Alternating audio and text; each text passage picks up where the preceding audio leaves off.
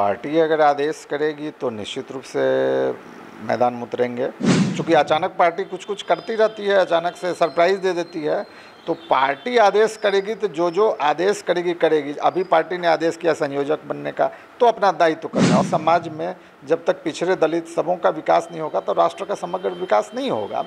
10-20% लोगों के विकसित होने से राष्ट्र विकसित नहीं हो सकता है। तो अब वो सोच में परिवर्तन आया है। औरतें जेवर पहन के नहीं निकलती थी, तो वो 15 साल बहुत बुरा बीता। राज्य में अपराध का भी दौर था, गैंग वार्स भी काफ़ी होते थे, तरह तरह के गैंग थे जिनके बीच आपसी वर्चस्व में भी सैकड़ों लोग मारे गए। पूरे बिहार में अपने शहर में ही 25-50 लोग मारे गए।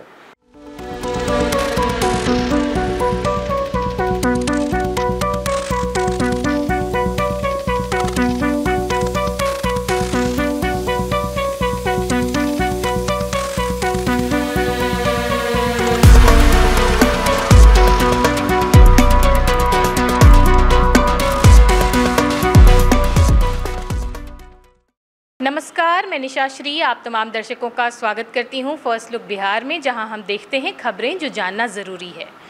और जैसा कि हम जानते हैं कि साल के उत्तरार्ध में बिहार के विधानसभा चुनाव होने हैं और इसमें पूरे बिहार में जो है वो राजनीतिक जो चहलकदमी है वो पूरी तरह से बढ़ गई है। हमारा ज़िला भी मुजफ्फरपुर जो हमारा क्षेत्र है वो भी इससे अछूता नहीं है। यहाँ पे भी जो राजनीतिक चहल पहल हैं, जो चुनाव से जुड़ी हुई गतिविधियाँ हैं वो पूरी तरह से चल रही हैं अलग अलग पार्टियों के द्वारा।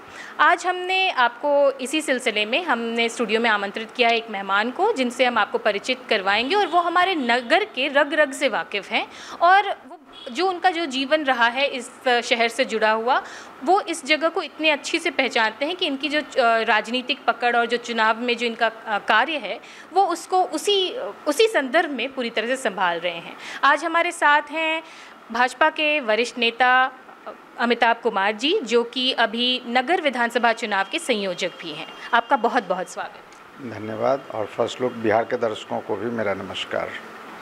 आपके बारे में हम आपको सोशल मीडिया पे फॉलो करते हैं, आपके बारे में हम लोगों से जब जानते हैं तो हमें ये पता चलता है कि आप इस शहर की बहुत ही पुरानी बातों को जो है वो आपने जिया है, देखा है। इस शहर को आप रग रग से पहचानते हैं। लेकिन और फिर आप अंग्रेज़ी जो साहित्य है उसके आप विद्यार्थी रहे हैं। तो ये आपका जो छात्र जीवन रहा होगा और उसके बाद फिर ये राजनीति का रुझान, ये पूरा क्या सफ़र रहा, इसके बारे में चाहेंगे हम कि हमारे दर्शकों को। देखिए, राजनीति में तब से ज़्यादा एक्टिव हुआ जब 1977 में, या इवन उसके पहले भी, जब जयप्रकाश मूवमेंट चल रहा था और इमरजेंसी लगाई गई थी, तो मेरे पिताजी उसमें काफ़ी एक्टिव थे। वो खुद भी नेता थे, प्रोफेसर थे। तो 74-75 में उनकी गिरफ्तारी हुई थी और मीसा में 2 साल वो जेल में रहे। तब से मेरे दिमाग में वो बातें आई। फिर उसके बाद 77 का चुनाव आया। जॉर्ज साहब यहाँ से चुनाव लड़ रहे थे। उनकी बेड़ियों वाली तस्वीर छपी थी, जिसको हम लोग छोटे ही थे, 10 वर्ष की उम्र रही होगी मेरी। तो उस समय से लेके पॉलिटिकल जो उसको बोलिए कि जागृति होती है वो मेरे अंदर आ गई थी, चूँकि घर में वही माहौल था। फिर सन 80 में पापा विधानसभा चुनाव भी लड़े। 77 में भी वो लड़ने के कगार पर थे, बट लास्ट मोमेंट में उनकी टिकट उनको नहीं मिल पाई। तो 80 में स्कूलों की छुट्टी थी और मई में चुनाव हुआ था और मैं उसमें एक्टिव था और सभी कार्यकर्ताओं के साथ जो भी प्रचार वगैरह होता है मैं भी करता था। तो मेरी जागृति तब से है। लेकिन पढ़ाई भी करनी थी, तो पढ़ाई तो साथ साथ चलता रहता था। फिर छात्र जीवन में आए तो विद्यार्थी परिषद के भी सदस्य बने। लगभग 89 और 90 में छात्र जनता में मुझे हरेंद्र जी वगैरह थे, इन लोगों ने, रवि प्रताप थे छात्र जनता के उसमें, उन लोगों ने मुझसे को जोड़ा। 90 में, चूँकि सत्य बोलना उचित है, कि वीपी सिंह ने अचानक से मंडल कमीशन की बिना सोचे समझे घोषणा की थी। मैं कोई आरक्षण का विरोधी या इस बात नहीं है, लेकिन जिस तरीके से उन्होंने घोषणा की तो मन उद्वेलित हो गया और हम लोग आंदोलनरत हो गए। तब से जनता दल से मोह भंग हो गया और भाजपा में तब से मैं भाजपा के प्राथमिक सिपाही के रूप में हूँ, प्राथमिक सदस्य के रूप में हूँ, और तब से मेरा जीवन भाजपा के साथ ही है और आगे भी भाजपा के साथ ही रहेगा। आपने बड़ी बेबाकी से ये बात कह दी, क्योंकि मेरा अगला सवाल यही होता कि एक अंग्रेजी साहित्य के जो विद्यार्थी हैं उनका रुझान किस तरह से जो है भाजपा जैसी पॉलिटिकल पार्टी जो आइडियोलॉजिकली जो है वो राइट विंगर मानी जाती है उसके तरफ हुआ। इसको आपने अपनी बात में पहले ही बता दिया, लेकिन फिर भी आपको भाजपा की, ये तो एक मुद्दा आपने बताया कि आरक्षण है, लेकिन इसकी एक आइडियोलॉजी, क्योंकि एक लंबा समय हो गया उस वक्त के बाद, 90s के बाद भी, मंडल कमीशन के बाद भी, लेकिन आज भी आप इस पार्टी के साथ जुड़े हैं और सक्रिय रूप से जुड़े हैं, तो इसकी कौन सी आइडियोलॉजी आपको इस पार्टी की तरफ अट्रैक्ट करती है? देखिए, भाजपा, मुझे याद है कि सन 84 में टाइम्स ऑफ इंडिया में पढ़ता था तो उस समय बड़ा बड़ा मैनिफेस्टो नहीं आता था, छोटा छोटा स्निपेट्स में आता था जिसमें भाजपा की क्या पॉलिसीज़ होगी इस पे चर्चा होती थी। तो अच्छा, भाजपा की पॉलिसी बड़ी अच्छी उस समय लगती थी। और जब मैं तो पहले भी बता चुका हूँ कि मेरे पिताजी जब सन 82 में एम्स में भर्ती थे तो माननीय अटल बिहारी वाजपेयी उन्हें 2 बार देखने गए थे। तो मेरे उस समय किशोर मन पे उस महान व्यक्ति का छाप था कि कोई अपने प्रदेश स्तर के कार्यकर्ता को देखने आए, तो मेरे मन में बीजेपी या वाजपेयी जी के वजह से एक छाप था और भाजपा के और मुखातिब होने का सबसे बड़ी वजह उस वक्त वही थी। फिर भाजपा का राष्ट्रवाद, सनातन संस्कृति या सांस्कृतिक राष्ट्रवाद, ये जो मुख्य चीज़ें हैं और अपनी सनातन संस्कृति से जुड़े रहने का जो मूल कारण है, यही मुझे भाजपा की ओर मुखातिब किया। और मैं पुनः दोहराना चाहता हूं कि मैं कोई आरक्षण का विरोधी नहीं हूं। जो आरक्षण लगाने का जो तरीका था वीपी सिंह का, चूँकि वो देवीलाल के खिलाफ उनसे लड़ने के लिए इस चीज़ को किए थे, तो एक रिएक्शन था, किशोर मन था, बाल मन, जो भी आप कहो, उस वजह से रिएक्शन था। आज मैं उन चीज़ों का पक्षधर हूँ, क्योंकि अब मैं समझता हूँ कि समाज में जब तक पिछड़े दलित सबों का विकास नहीं होगा तो राष्ट्र का समग्र विकास नहीं होगा। 10-20% लोगों के विकसित होने से राष्ट्र विकसित नहीं हो सकता है। तो अब वो सोच में परिवर्तन आया है, बट उस समय मूल कारण ये था। तो भाजपा का सांस्कृतिक राष्ट्रवाद, राष्ट्र प्रथम की नीति, यही हमें भाजपा की ओर आज तक रखे हुई है और आगे भी रखे। आपकी बातचीत से और आपकी सोशल मीडिया को जब हम फॉलो करते हैं तो एक चीज़ तो हम देखते हैं कि आप बहुत ज़्यादा पॉलिटिकली करेक्ट होने की कोशिश नहीं करते हैं, अक्सर बेबाकी से बातें रखते हैं, जो भी राष्ट्रीय अंतर्राष्ट्रीय जितने भी मुद्दे हैं उसको लेकर के। बिना पॉलिटिकली करेक्ट हुए राजनीति में सक्रिय होना, वो भी भाजपा जैसी पार्टी जो इतनी ज़्यादा अनुशासित पार्टी है, कैसे बैलेंस करते हैं? देखिए, सबसे पहले तो हमारे देश के संविधान में बोलने की आज़ादी सबों को मिली हुई है, तो पॉलिटिकली करेक्ट होना और सोशल मीडिया कोई प्रोफेशनल अकाउंट तो होता नहीं है, वो पर्सनल प्रोफेशनल सब मिला लीजिए, तो हम अपनी बात को उस माध्यम से कहते हैं। हो सकता है कि 90% बात वो हमारे पार्टी को सूट करे, 10% ना भी कर सकती है, लेकिन हम अपनी बात को बेबाकी से कहें, मेरा सिद्धांत यही कहता है, और ऐसा कुछ ना करें जिससे कि हमारे राष्ट्र को या पार्टी का अहित हो। आपकी पार्टी का लाइन भी है नेशन फर्स्ट हमेशा से, और वो तो जाहिर सी बात है कि ये उनके सारे मैनिफेस्टो में, या जितनी भी उनकी योजनाएं होती हैं, इसमें ये दिखता है। अभी जब बिहार चुनाव, विधानसभा चुनाव की बात हो रही है, और इसमें जब हम अपने ज़िले के ऊपर ध्यान देते हैं तो उसमें आपका नाम भी बड़े ज़ोर शोर से आता है कि आप भी उम्मीदवार हो सकते हैं, पार्टी हो सकता है आपको भी टिकट दे। ऐसे में आपका जो है वो डिसीज़न क्या? देखिए, जब से मैं पार्टी से जुड़ा हूँ तो जो नेशन फर्स्ट वाला इशू है, हमारे लिए वो सबसे ऊपर है। हमारी महत्वाकांक्षा में राष्ट्र का निर्माण है, राष्ट्र को परम वैभव प्राप्त करे, ऐसी मंशा हम लोग लेके चलते हैं। तो हमारी व्यक्तिगत, हम लोग जैसे जो सैकड़ों कार्यकर्ता हैं, उनकी व्यक्तिगत महत्वाकांक्षा नहीं होती है। आज जो सब हम लोग सोचते थे पिछले 20, 30, 25, 30 सालों से, आज वो होता दिख रहा है। आज हमारा राष्ट्र विश्व की चौथी बड़ी अर्थव्यवस्था बन गया और शीघ्र तीसरी बनेगा। हमारी पार्टी की तीसरी टर्म की लगातार सरकार है। ये जो है, ये सबसे बड़ा खुशी का पल है हम लोगों के लिए। इससे ज़्यादा पार्टी से हमें कुछ नहीं चाहिए। हम अपनी बात बता रहे हैं, और उसके बाद आता है द्वितीय अपनी महत्वाकांक्षा। तो जब प्रथम राष्ट्र वैभव की ओर अग्रसर है, यह मूल चीज़ है। हम लोग उस जीवन को जीते हैं, उस सिद्धांत को जीते हैं जिसमें है कि तेरा वैभव अमर रहे माँ, हम दिन चार रहें न रहें। तो वो तो होता दिख रहा है। अब आइए अपनी व्यक्तिगत महत्वाकांक्षा। तो प्रथम तो बिल्कुल सफलीभूत होता दिख रहा है। दूसरे में हमारे जैसे सैकड़ों ऐसे कार्यकर्ता हैं जो वर्षों वर्ष से पार्टी की सेवा करते हैं, और सेवा करने का उद्देश्य सिर्फ अपना ग्रोथ नहीं है, क्योंकि ये कोई कैरियर नहीं है, ये कोई आपका पैसा कमाने का साधन नहीं है। तो पार्टी में आप, चूँकि आप ही के चैनल के माध्यम से कभी ये चर्चा हुई थी कि मैं भी चाहता हूँ, पार्टी उचित समझेगी तो चुनाव में जिसको लड़वाएगी, मुझे लड़ाए या जिसको भी लड़ाए, उसके लिए हम सभी कार्यकर्ता एकजुट रहते हैं। और पार्टी से भी ये अपेक्षा होती है कि हमारे ही जैसे किसी भी कर्तव्यनिष्ठ को, जिन्होंने पार्टी को अपने खून पसीने से सींचा है, उसको दे। अब कदाचित कोई बाहरी तत्व आ जाते हैं, ये सब प्रारब्ध की चीज़ें हैं, तो जिसके प्रारब्ध में होगा उसे टिकट मिलेगा, और टिकट मिलना भी जीत की गारंटी नहीं होती है। जीत के भी क्या करना है, तो अपनी जेब भरने के लिए हमारे जैसे लोग नहीं जीतते हैं। हमारा काम है राष्ट्र सेवा, अभी जब से अपने ज़िले की सेवा, अपने राज्य की सेवा। इस निमित्त जो भी आए उन सबका स्वागत है। अभी तो मुझे पार्टी ने संयोजक बना दिया, तो मेरे जिम्मे चुनाव है, तो मेरा धर्म बनता है कि मैं चुनाव लड़ूं से ज़्यादा है कि लड़वाऊं। पार्टी को जो उचित लगेगा करेगी। आप ही के फोरम पर मैं कहना चाहता हूं कि पार्टी जिसे उचित समझे, जिसे योग्य समझे, उसको टिकट दे। हम लोग जैसे लोग लगे रहेंगे। पार्टी से अपेक्षा है कि अच्छे लोगों को टिकट देगी, ये अपेक्षा रखते हैं। इसमें एक सवाल आता है, आपकी पार्टी यानी भाजपा के बारे में एक मशहूर बात भी प्रचलित है कि वो बहुत अनप्रेडिक्टेबल डिसीजंस लेती है, और कई बार उनके जो कैंडिडेट या प्रत्याशी हैं वो नया चेहरा होते हैं जिनके बारे में किसी ने भी प्रेडिक्ट नहीं किया है।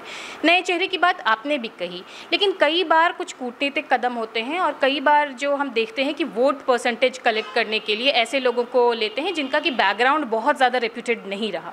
तो ऐसे किसी प्रत्याशी को अगर यहाँ से टिकट मिल जाता है, तो फिर एक संयोजक के नाते फिर आप कैसे स्टेप्स लेंगे? देखिए, ये आज के डेट में तो ये बिल्कुल कहना मुश्किल है कि किसे मिलेगी, और ये हम लोगों का विषय भी नहीं है।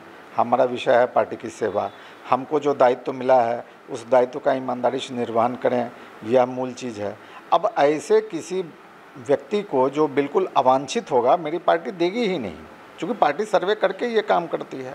और अगर वैसा अवांछित हुआ जिसमें मेरा मन कहेगा कि नहीं नहीं, ऐसे लोगों को नहीं मदद करना है, तो मैं अपने जो मेरा दायित्व है, मैं पद है, उसके साथ तो मैं गद्दारी कर नहीं सकता हूँ, ना मैं पार्टी के साथ कर सकता हूँ।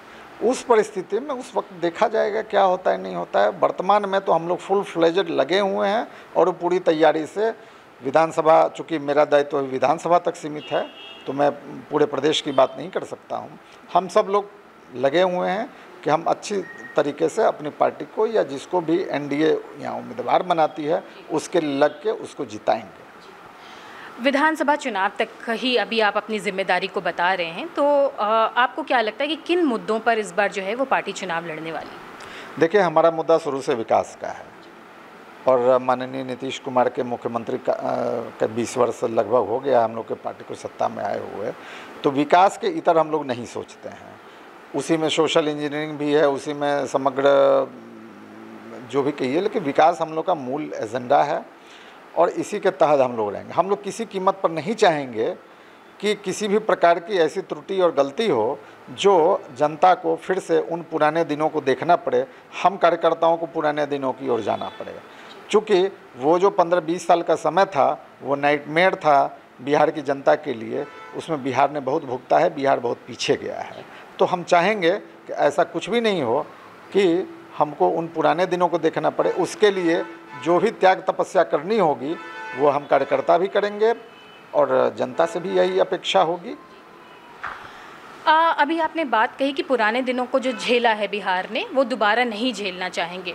तो आप छात्र नेता के रूप में भी काफ़ी एक्टिव रहे, आपके पिताजी भी थे, तो उस ज़माने से आप कहते हैं कि राजनीतिक जो चहल पहल है उससे आप रूबरू होते रहे थे। क्या फ़र्क देखते हैं उस ज़माने में, फिर 90 का जो दौर आया और आज जब एनडीए की सरकार रही है उस वक्त? देखिए, उस समय के दौर अभी के दौर में बहुत अंतर है। उस समय के दौर में कोई घर से बाहर निकलता था, वो वापस घर सही सलामत आएगा कि नहीं आएगा इसकी गारंटी नहीं थी। कोई भी हो, वो बड़ा से बड़ा आदमी हो या साधारण लोग हो, कब क्या किसके साथ कहाँ घटित हो जाएगा। औरतें जेवर पहन के नहीं निकलती थी।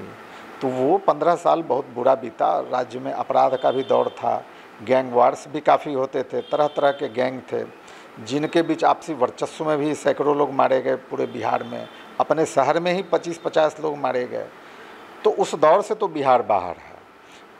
इसलिए हम लोग जो नई पीढ़ी जो है, जो 2095 या 2000 के बाद पैदा ली है, वो पुराने समय को नहीं देखा है।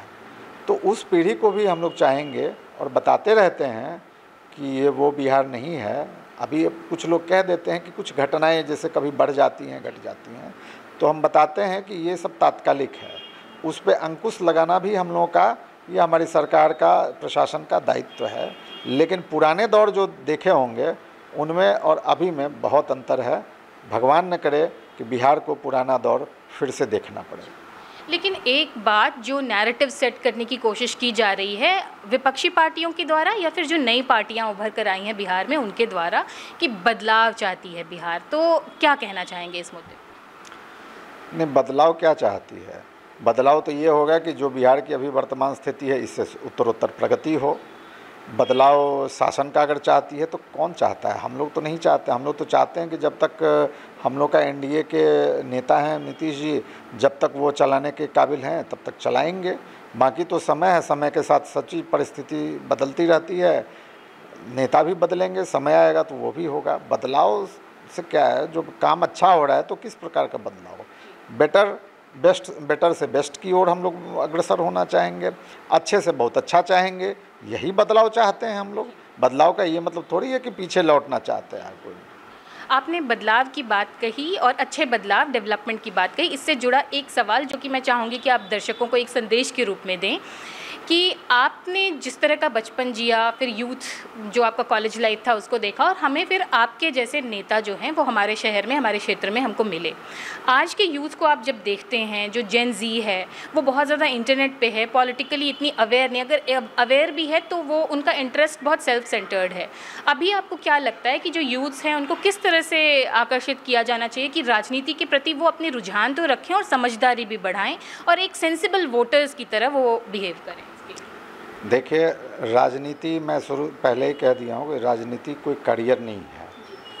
तो मैं आजकल के जो जनरेशन है उसको यही कहूँगा कि अपने करियर को पूरी तरह से बनाइए, उसको मजबूत कीजिए, अपने पाँव पे खड़ा होइए, अपने आप को मजबूत कीजिए, संबल कीजिए, और तब अगर रुचि है तो राजनीति की ओर अग्रसर होइए। चूँकि अच्छे लोग राजनीति में नहीं आएंगे तो जिन लोगों को राजनीति में चमक दमक और पैसा दिखता है वैसे ही लोग मुखातिब होंगे। इसलिए अभी के जनरेशन या फ्यूचर जो हमारे पार्टी के अभी भी युवा नेता हैं, मैं उनको कहूँगा कि आप कैरियर बनाइए, अपने आप को मजबूत कीजिए, संबल कीजिए, समृद्ध कीजिए, उसके बाद राजनीति में आइए। राजनीति कमाने का जरिया नहीं है, राजनीति राष्ट्र सेवा का, राज्य की सेवा का, आपके ज़िले की सेवा का जरिया होना चाहिए।